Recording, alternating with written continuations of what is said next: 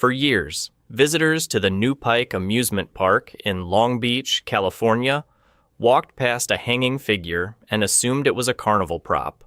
Workers repositioned it regularly, repainted it with phosphorus paint, and dressed it for different seasonal displays. Children reached out to touch it. Photographers posed directly beside it without hesitation. In December 1976, a production crew working on The $6 Million Man attempted to move the figure for a scene, and its arm separated at the joint, exposing bone. Medical examiners confirmed it was a real human body.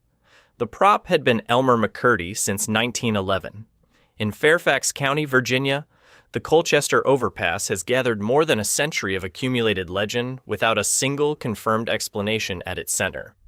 According to the most widely repeated version, a government-ordered transfer was underway in 1904, moving patients from a local asylum to a new facility when the transport bus crashed somewhere near the bridge. Authorities recaptured all escaped patients except one. In the weeks that followed, dead rabbits began appearing throughout the surrounding woods and along the roads near the bridge, many of them hanging from the Fairfax station structure itself. The area acquired a reputation that persisted through the following decades, sustained by occasional sightings that accumulated without resolution and without any confirmed connection to the 1904 incident that had given the legend its origin point. The first formally documented encounter with the figure locals had begun calling the Bunnyman occurred on October 19, 1970, when United States Air Force Academy cadet Bob Bennett and his fiancée were parked near the overpass after dark. According to Bennett's account, the couple observed movement in the surrounding darkness before a figure emerged wearing a full white rabbit costume with long pale ears extending above the head. The man moved directly toward their car, shouted repeated accusations of trespassing, and threw an axe through the passenger side window, shattering the glass entirely. When law enforcement interviewed his fiancée separately, her account contradicted his on a significant point. She stated the figure had not been wearing a rabbit suit and described what she had seen as long, pointed headwear resembling a hood rather than an animal costume. Both accounts were formally submitted to local authorities, and both were retained in the official record without resolution. 10 days later, on October 29, 1970, construction security guard Paul Phillips reported a nearly identical encounter at a separate location in the same county. Phillips observed a man in a rabbit suit standing on the porch of an unfinished residential property in Kings Park West, using an axe to chop at the wooden porch structure while shouting about trespassers. When Phillips approached to investigate, the figure warned him directly that he would cut off his head if he moved any closer. Phillips withdrew immediately. In the weeks that followed, approximately 50 individuals came forward independently to report similar encounters across the same geographic area. Local law enforcement conducted thorough investigations into both original cases. Those reports remain on file in Fairfax County records. No suspect was ever arrested. No identity was ever established. The notion that someone might be secretly occupying the hidden spaces of an inhabited home has appeared in folklore across enough cultures that most people treat it as a standard horror premise. The 1986 case in Pepperell, Massachusetts, confirmed it required no fictional framing. Daniel LaPlante, a convicted criminal, had accessed the interior wall cavities of a family's home through a small exterior crawlspace and had been living inside them for an extended period while the family followed their daily routines entirely unaware. LaPlante emerged when the family left the property to use food from the kitchen, move personal belongings to different locations throughout the rooms, and occupy spaces the family believed were empty. Investigations confirmed he had drilled small holes through interior wall panels at eye level at multiple points throughout the home, which he used to observe the occupants from concealment while they slept and moved through the residence around him. Physical evidence of his occupation was recovered from inside the walls, including food remnants and personal items stored within the cavities themselves.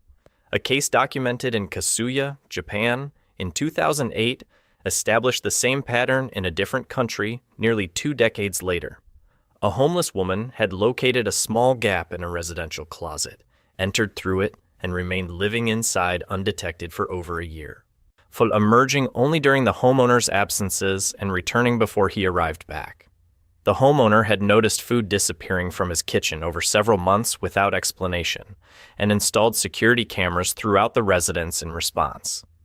Footage captured the following day showed the woman emerging from the closet while he was away. Police arrived following his report and found her still inside. Both cases produced formal arrest records and received full coverage from regional news outlets at the time of each discovery. Along State Route 351 in Beaver County, Pennsylvania, a figure appeared on the roadside after dark with enough regularity that drivers on that stretch came to expect him. The rural road connecting Coppell and New Galilee carried light nighttime traffic, and those who traveled it through the 1960s and 1970s reported encountering the same individual repeatedly, always walking alone, always moving in the same direction along the shoulder, always appearing only after dark. The figure's face was severely disfigured, and when caught directly in the beam of headlights, the damaged skin produced what multiple witnesses independently described as a faint greenish illumination.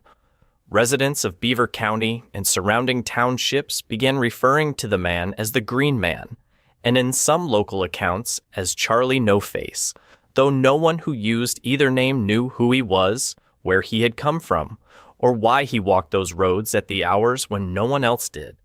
The legend grew through that decade with the momentum that unverified stories develop when there is no official account to challenge them. Teenagers from surrounding communities made deliberate nighttime drives along Route 351 hoping to catch a sighting. Some returned describing genuine fear. Others described something closer to curiosity that they struggled to account for afterward. Local newspapers in Beaver County carried accounts of the encounters at intervals, and with each round of coverage, the legend accumulated details that differed significantly by source. Some versions identified the Green Man as an escaped patient from a nearby institution. Others attributed his injuries to industrial chemical exposure. A number of accounts suggested the greenish quality of his skin pointed towards something the legend declined to name directly. What no circulating version attempted to address was why he walked those roads at night specifically, what had actually happened to his face, or what his name was. Raymond Robinson was 8 years old in 1929 when he climbed the Murado Bridge near Beaver Falls, Pennsylvania, attempting to get close enough to examine a bird's nest built adjacent to the bridge's electrical infrastructure. The line he contacted carried 22,000 volts. Robinson survived, a fact that local newspapers reported at the time with some surprise. What those same newspapers also documented was the full extent of what surviving had cost him. The electrical contact had taken his eyes, his nose, and his right arm, and the burns sustained across his face were severe enough that there was no part of his appearance that would register to a stranger passing in a vehicle as recognizable or immediately human. He could not hold conventional employment as an adult.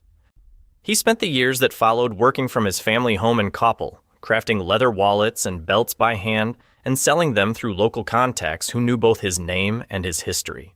He had not set out to become a figure of regional legend. The communities around Beaver County had not sought one either, but his nightly appearances on a road that carried few other pedestrians after dark made him one by default.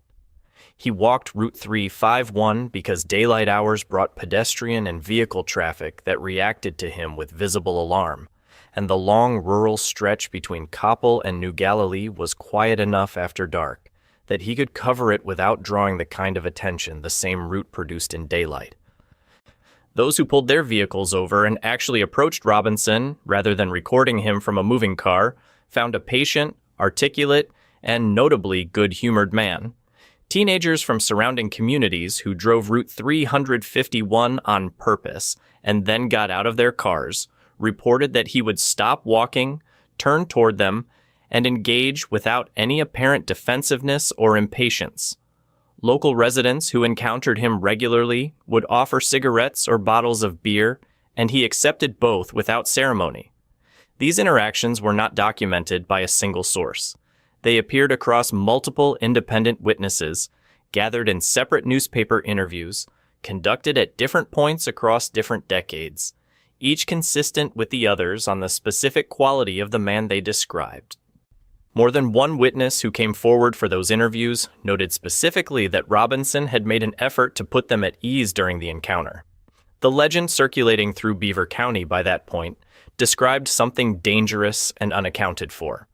The man on the road was friendly, known to his neighbors, and walking those miles specifically because he preferred not to frighten anyone.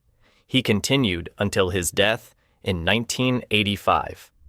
Beaver County newspapers recorded Raymond Robinson's passing that year.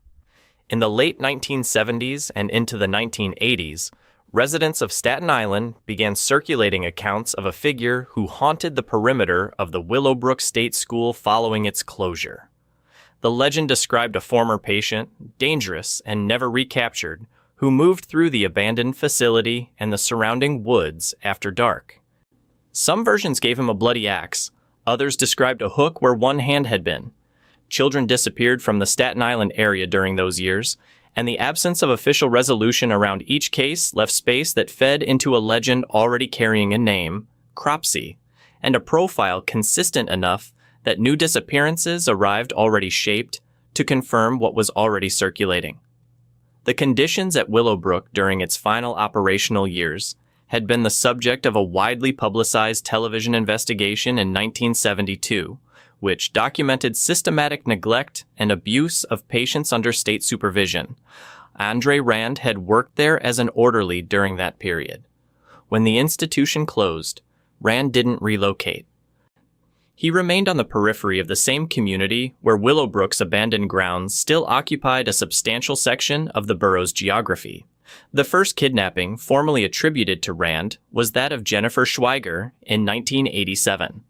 Schweiger was 12 years old and had Down syndrome, exactly the victim profile the Cropsey legend had described from its earliest circulating versions. Rand was convicted of her kidnapping and sentenced to 25 years in prison. Investigators connected him to 4 additional alleged victims.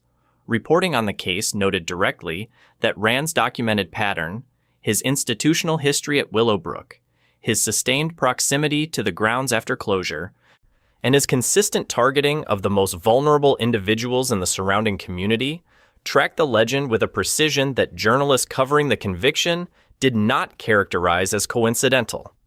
The story that spread through California in the mid-1990s described a woman who had arrived at a hospital emergency room and whose body had begun affecting the medical staff around her before the intake process was complete. In the most commonly repeated version, nurses and attending physicians collapsed within minutes of drawing her blood. Some accounts described her bodily fluids dissolving the treatment room floor on contact. Others specified an oily film on her skin, blood registering as severely acidic, and an odor that rendered anyone inhaling the surrounding air unconscious within seconds of exposure. Hazmat teams appeared in nearly every version, quarantining full wings of the facility while the air inside was treated as a contaminated substance requiring active containment. The story concluded in most tellings with the woman's death and her remains being sealed in specialized hazardous materials containers and removed from the hospital through procedures bearing no resemblance to ordinary postmortem handling. Each retelling added detail that moved the account further from anything the eventual official record would support.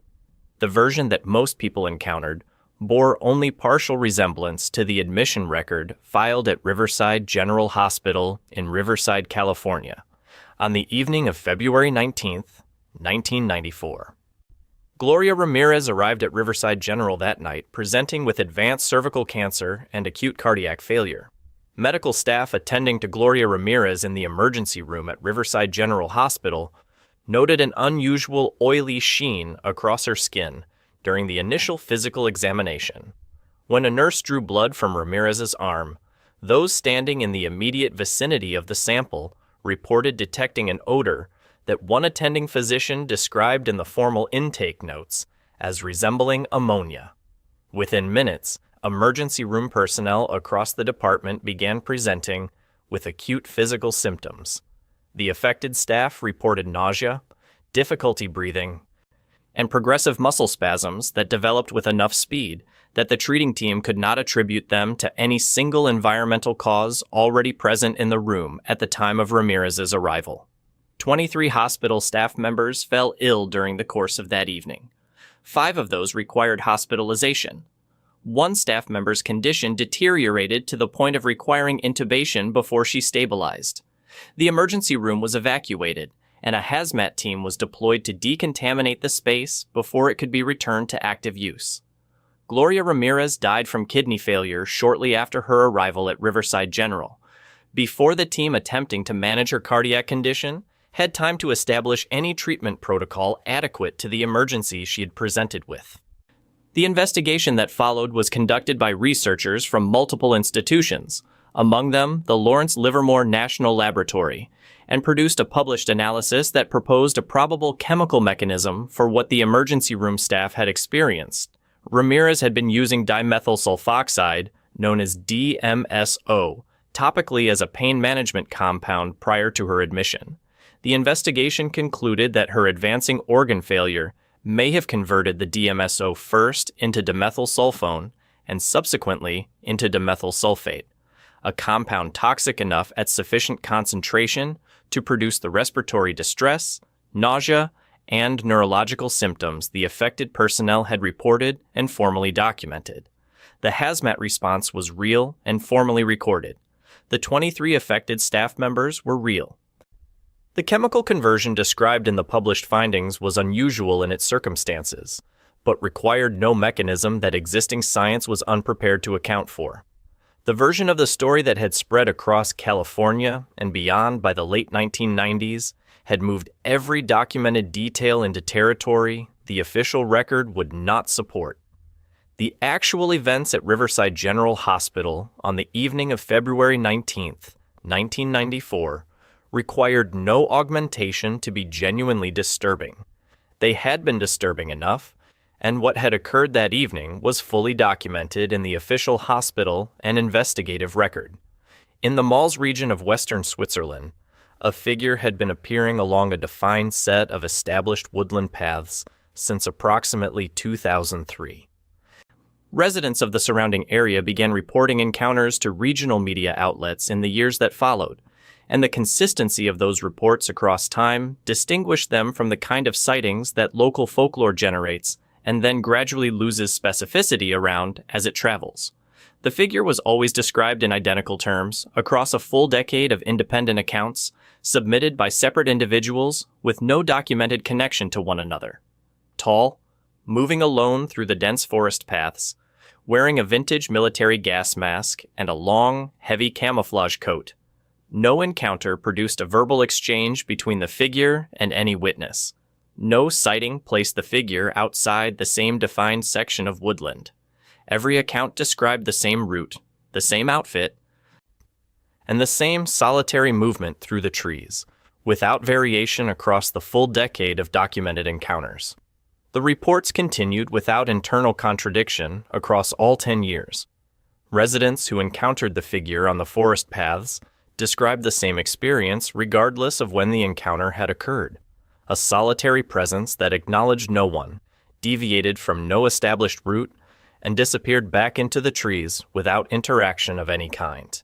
Swiss regional media outlet Le Matin covered the phenomenon in 2013 with enough seriousness to pursue photographic documentation through a local photographer who had been actively tracking the paths where sighting frequency was highest. The photograph that resulted appeared in Swiss publications and showed exactly what the full decade of independent witness accounts had described: a single tall figure on a forest path, wearing the military gas mask and the camouflage coat, moving alone. The image confirmed that the consistent sighting reports were not isolated incidents accumulating into a shared regional narrative through the ordinary mechanisms of regional folklore. The same person had been walking the same paths in the same outfit for approximately 10 years. Swiss residents had settled on the name Le Loyon, and that name had appeared in regional coverage with enough consistency that local police in the Malls area were aware of the phenomenon and had received formal inquiries from residents about the identity of the figure. No law had been broken. No incident of any kind had been formally recorded in connection with the figure across the decade of documented encounters. What the figure was doing in the woods, what motivated the walks, what the mask concealed, why the same route had been maintained for a decade, remained entirely unaddressed by any witness account or any official inquiry. Le Loyon had walked the established forest paths of the region without deviation and without confrontation since 2003. That was the full extent of what the evidence showed. In September 2013, the complete costume was found deliberately arranged on the ground in the section of woodland where Le Loyon had most consistently been observed. A handwritten note had been left alongside it. Swiss media published a portion of the note's contents, which referenced the increased public attention the recent coverage had generated and stated that the figure would not be returning to the area. Local police in the Mal's region confirmed the recovery of both the costume and the note and opened a formal record of the discovery. The physical artifacts and the official documentation of their recovery constituted the most concrete and verifiable evidence the Le Loyon case produced across its entire decade of recorded sightings. The figure had walked the established paths of the Mal's woodland from 2003 until 2013, then arranged the costume on the forest ground, left a note beside it, and did not return. Local police confirmed the items were genuine. No further sightings were reported in the area after September 2013. The paths remained quiet after that,